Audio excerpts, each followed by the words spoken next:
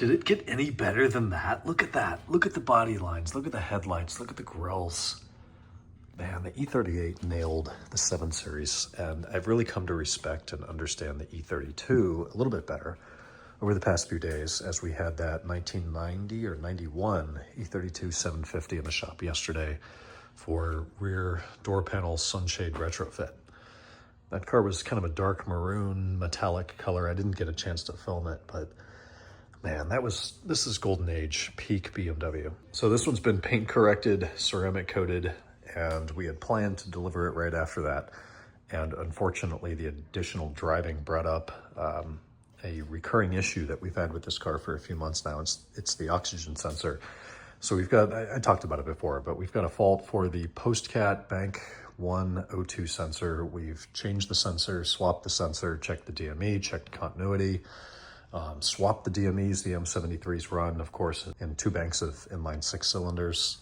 It has not made a difference. So per customer request, we have repinned the post-cat bank 1 sensor body side, new connector and new pins. This car's had 7 transmission rebuilds, all within about 10 months. It took the guys from the sublet 7 tries to figure out how to rebuild this V12 automatic transmission. That is finally done. The tranny's great, but every time the transmission was removed, the exhaust came off and thus the O2 sensors were disconnected. So we've repinned that harness. It took like 10 days to get the body side big old fashioned MQS pins that are like big cylinders, but that is now done. We're test driving the car again. I know this car now well enough that driving it home is fine. Even if the issue is still there, you will not get the fault. You will not get the check engine light. The following morning on the way to the shop, you will. About 2/3 of the way, I could pinpoint the exact mile on 15 North where that comes up. So we'll see if that returns tomorrow. If it does, the only thing left is the catalytic converter itself. And I think this car has either 120 or 140,000 miles on it. So it's not totally out of the realm of possibility that the cat has failed, but these are not efficiency codes. These are circuit communication codes. And if we look at the data in the input, the live data looks good. So it's really pushing us here. I've talked to Sretton, I've talked to 2 other local shops. They say with everything we've already done, the next logical step is to replace the cat, which it will let me order, but I don't know if it exists. Today was an inspection on a 2005-28 IAT. Injected automatic touring. So on my way up to the shop this morning, about 8:50 in the morning, I get off the highway and I'm following a, I assume 2000, I didn't know, pre-facelift 528 wagon. And I'm thinking, oh, here he is. I'm behind him. Here's my customer. He must be coming in early to drop the car off. I told him we're going to start the inspection at noon, but he wants to drop the car off and then go have breakfast or go shopping or go home or whatever.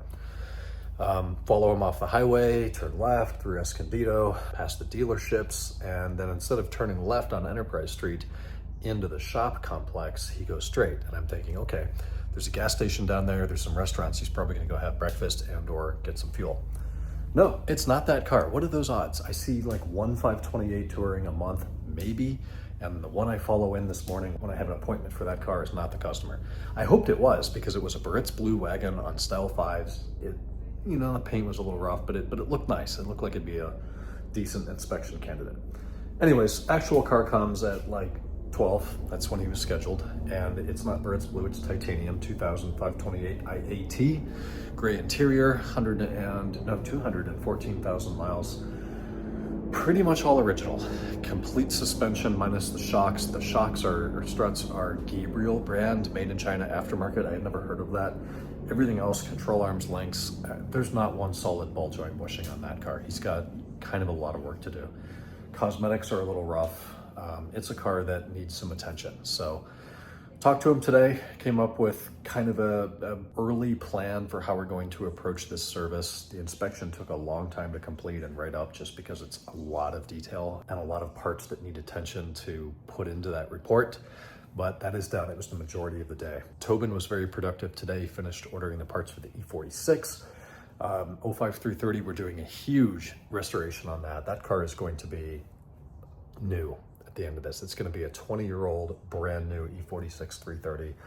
And I might change my name and move to a different country and take that car with me because it's going to be so hard to give that thing up. I've really come to love the E46 over the past couple of years, and Wow, his is already really nice, and after this investment, it's gonna be biblical. I drove a 540 M-Tech home today. My dad's driving the V12 to get this thing hopefully ready for smog, but who knows if that's gonna work. I'll keep you updated.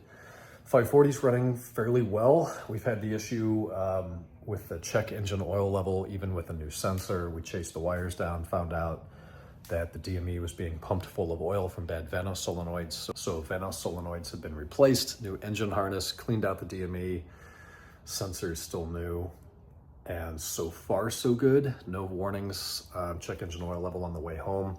We'll see what it does tomorrow. Pasta, broccoli, some garlic bread for dinner. That is it for me. I've got to go rest my back. Apple Watch is dead, but it's something like 10 o'clock. Talk tomorrow, already Friday. Quick week. Good night.